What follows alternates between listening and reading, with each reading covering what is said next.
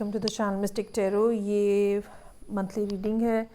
फरवरी के महीने में हम देखेंगे कि पाइसेस, सन, मून और असेंडेंट लोगों के लिए क्या सिचुएशन है। करियर और रिलेशनशिप दोनों को डिस्कस करूँगी मैं।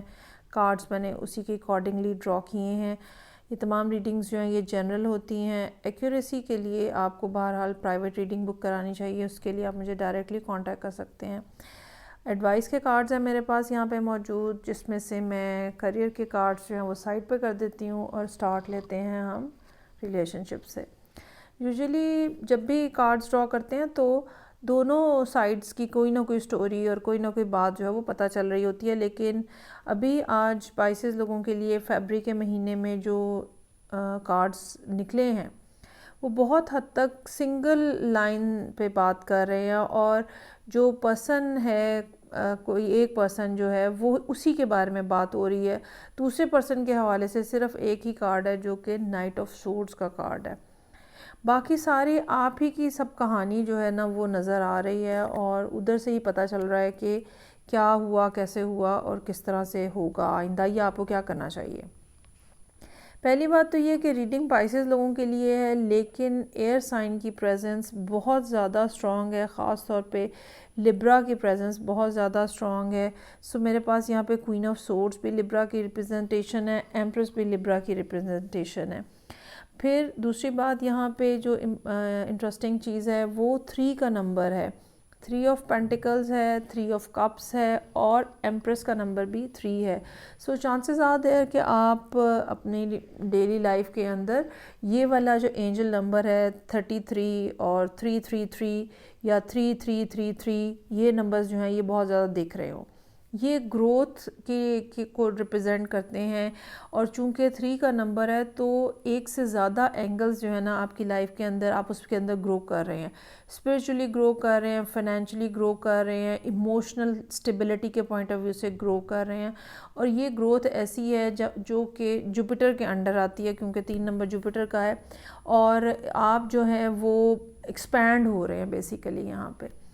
तो बहुत सारी दफ़ा क्या होता है कि हमें यूनिवर्स जो है वो कोई ना कोई सेटबैक कराती है और उसके बाद हमारी एक्सपेंशन होती है। ये कुछ इस किस्म की चीज़ जो है ना वो नज़र आ रही है। रिलेशनशिप है, ठीक है, कोई पर्सन था और you really miss that person with 6 of cups, लेकिन काफ़ी तवील अरसे से ऐसा लगता है जैसे आपकी उनसे कोई कम्युनिकेशन नहीं है और आपने ये कम्युनिकेशन बंद होने से पहले तक काफ़ी ज़्यादा एफ़र्ट की उनके साथ बातचीत करने की, मामलात अपने ठीक करने की, नेगेटिविटी को रिलीज़ करने की, लेकिन कोई बात नहीं बन सकी और अल्टीमेटली आपने भी कोशिश करना छोड़ दी। अब ये काफ़ी लंबा एक अरसा जो है ना वो हो सकता है जो कि इस सारी ड्यूरेशन में गुज़रा है। 2-2.5 साल का भी अरसा हो सकता है। तो आपकी सारी एफ़र्ट्स जो थी एक सर्टन पॉइंट पे आके आपने भी खामोशी इख्तियार कर ली। 2 ऑफ सोर्ड्स है यहाँ पे। चाहे आपके दिल में इस पर्सन के लिए कितनी ज़्यादा जगह थी, चाहे आपकी कितनी ख्वाहिश थी ये वापस आएँ, चाहे आप रिलेशनशिप इनके साथ रखना चाहते थे, कंटिन्यू करना चाहते थे, लेकिन इस पर्सन का रवैया और बिहेवियर इस किस्म का था कि आपने भी खामोशी इख्तियार कर ली।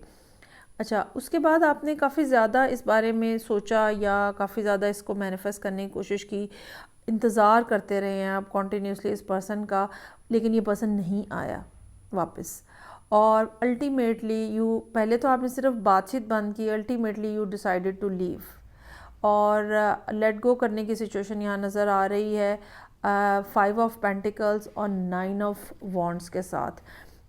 आप डिस्टर्ब हैं, मेंटली फ़िज़िकली हर्ट हैं, ठीक है, डिसअपॉइंटेड हैं। इसके बावजूद आपने ये बात डिसाइड की कि मुझे यहाँ पे रुकना नहीं है और मुझे चलते रहना है। यहाँ पे ये भी महसूस होता है कि आप इस रिलेशनशिप में जैसे टू मच दे रहे थे और टू मच इन्वेस्टेड थे और चीज़ें जो हैं वो आउट ऑफ बैलेंस थी और यही वजह है कि यूनिवर्स ने आपको इस किस्म की सिचुएशन डेवलप हुई कि यूनिवर्स ने आपको उसमें से बैक ट्रैक किया है और आपको बैलेंस रिस्टोर करने के बारे में बार बार जो है वो यहाँ पे कहा जा रहा है। इसीलिए चाहे आप वाटर साइन हैं, चाहे आप पाइसेस हैं, आपके लिए कार्ड्स जो आ रहे हैं वो लिब्रा के आ रहे हैं। यहाँ तक कि एडवाइस के कार्ड्स में भी पहला कार्ड जो है वो बैलेंस का कार्ड है। अपनी डिग्निटी को छोड़ के किसी को भी कोई भी एनर्जी देने की ज़रूरत नहीं होती है। दूसरी बात ये कि बहुत सारे लोग लाइफ के अंदर जो है वो एज़ अ लेसन अगर आपके सामने आ रहे हैं तो वो लेसन आप सीखें। अगर आपके लिए वो वहाँ पे ग्रोथ है या वहाँ पे आप सीख के ग्रो कर सकते हैं तो वो आप करें।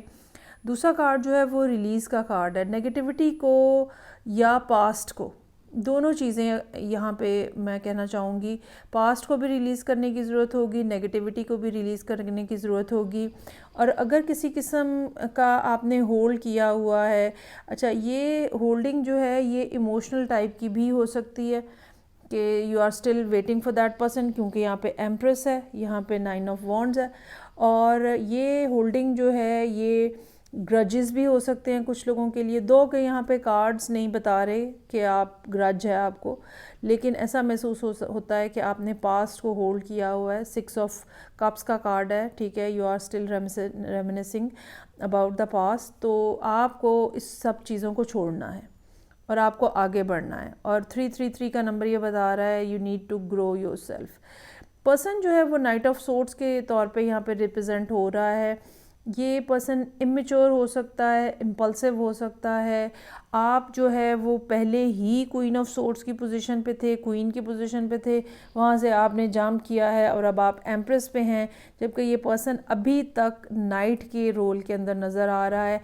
एक ऐसा पर्सन जो कि बहुत ज़्यादा एग्रेसिवली या क्विकली आए और बहुत शॉर्ट टेम्पर्ड किस्म का पर्सन भी हो सकता है। ये भी हो सकता है कि आप चूँकि कम्प्लीटली ये सिचुएशन में से बाहर निकलने की कोशिश कर रहे हैं, तो इस महीने में ये भी पॉसिबिलिटी हो सकती है कि कोई मैसेज आपको ये करें, या तो रिसेंटली इन्होंने कोई मैसेज किया है या फिर ये कोई मैसेज करें, लेकिन वो मैसेज भी कोई उसके अंदर कोई वैल्यू नहीं नज़र आ रही, ठीक है। वो एक बड़ा कैजुअल किस्म का मैसेज हो सकता है जो कि आपको रिसीव हुआ हो। 9 ऑफ वॉन्ड्स के साथ यहाँ पे 6 ऑफ सोर्ड्स का कार्ड है। आप इस सारी स्ट्रगल से बहुत ज़्यादा थक चुके हुए हैं। Now you really want to move on. 2 6 के कार्ड्स, बल्कि 3 6 के कार्ड्स भी यहाँ पे मौजूद हैं। 6 ऑफ सोर्ड्स, 6 ऑफ वॉन्ड्स और 6 ऑफ कप्स। अपने आप को वैल्यू करने की आपको ज़रूरत है, अपने आप को आपको प्रायोरिटी देने की ज़रूरत है। पेज ऑफ सोर्ड्स का कार्ड है, ठीक है। यू आर लुकिंग, जैसे हम होता है ना कि जैसे हम चलते तो जाते हैं आगे, लेकिन हम पीछे मुड़ मुड़ के भी देख रहे होते हैं उस पर्सन को या किसी को भी जो जिसको भी हम एक्सपेक्ट कर रहे थे। तो आपकी कैफियत भी यहाँ पे ऐसे ही नज़र आ रही है। हालांकि आपको एक नया स्टार्ट लेना है और नई चीज़ें जो हैं वो लाइफ के अंदर देखनी है और इस्टेब्लिश करनी है, लेकिन मून का कार्ड है और क्वीन ऑफ कप्स है। अब देखें आपके लिए सारे कार्ड जो हैं वो हायर एनर्जी के अंदर नज़र आ रहे हैं, जबकि इस पर्सन के लिए कोई कार्ड नहीं है इस किस्म का। सो इमोशंस बहुत ज़्यादा हाई हैं। पाइसेस का कार्ड आ गया है यहाँ पे। इमोशंस बहुत ज़्यादा हाई हैं, फीलिंग्स बहुत ज़्यादा हैं इस पर्सन के लिए, but you have to move on, क्योंकि ये पर्सन के आने का कोई इम्कान नज़र नहीं आ रहा। They are so much doubtful about them self, about the whole thing, about the relationship. और कोई ना कोई लेसन भी है जो कि यहाँ पे मौजूद है, आपको जो सीखना है वो सीखेंगे आप, तो फिर ही आप ग्रो कर सकेंगे। अच्छा जी, आगे बढ़ेंगे और करियर के मामलात में हम देखते हैं कि क्या सिलसिला है। करियर में भी ऐसा लगता है जैसे काफ़ी ज़्यादा आप किसी जगह पे इन्वेस्टेड थे और आपको लगता था कि वहाँ पे आप काफ़ी ज़्यादा अचीवमेंट जो है वो काफ़ी ज़्यादा आपकी हाई रहेगी, ठीक है। आप बहुत ज़्यादा सक्सेसफुल होंगे, लोगों की सपोर्ट मिलेगी आपको, टीम वर्क होगा, मिलकर काम किया जाएगा, लेकिन कोई ऐसी चीज़ बनी नहीं आपके साथ और अल्टीमेटली आपको क्विट करना पड़ा है। Now you are again in a position जहाँ पे कंफ्यूजन है, केओस है। ऐसे में जो एडवाइस के कार्ड्स हैं ना, वो पहला कार्ड जो है ना वो विंड एक्टिवेशन का कार्ड है। बहुत सारी दफ़ा हमें अनएक्सपेक्टेड किस्म की कुछ चीज़ें देखनी पड़ती हैं, लेकिन अल्टीमेटली वो हमारा होराइज़न जो है वो ब्रॉडन अप कर रही होती हैं और हमें पहले से बेहतर पोजीशन में लेके जा रही होती हैं। कोई भी जब तूफ़ान आता है, कोई भी जब अपहीवल होता है, ठीक है, वो बेशक हमें उस टाइम के ऊपर तो बहुत ज़्यादा तंग करता है, लेकिन लॉन्गर रन में वो हमें कुछ ना कुछ सिखा के जाता है और पहले से बेहतर पोजीशन में ले जाता है। दूसरा कार्ड जो है वो लेक और स्टिलनेस का कार्ड है, ठीक है। ग्रो कर रहे हैं आप और आप एक तूफ़ान से निकल कर आए हैं, या तो फरवरी के स्टार्ट में आएगा ये तूफ़ानी स्टोरी जो है, और यह ऑलरेडी जनवरी में हो चुका है। Now you are in a very calmer position, और आप जो है वो अब अपने इर्द गिर्द की चीज़ों को, अपने इर्द गिर्द के लोगों को, अपने इर्द गिर्द के मामलात को एंजॉय कर सकते हैं। यहाँ पे ये बात याद रखने की ज़रूरत है कि लाइफ जो है ना वो इसी चीज़ का नाम है। एक झटका लगता है, आप 2 कदम पीछे जाते हो, फिर आप हिम्मत करके उठते हो और आप आगे बढ़ते हो। तो ये आगे पीछे बढ़ने वाला काम ही ऐसा होता है जो कि हमें लॉन्गर रन में किसी न किसी पोजीशन के ऊपर पहुंचाता है।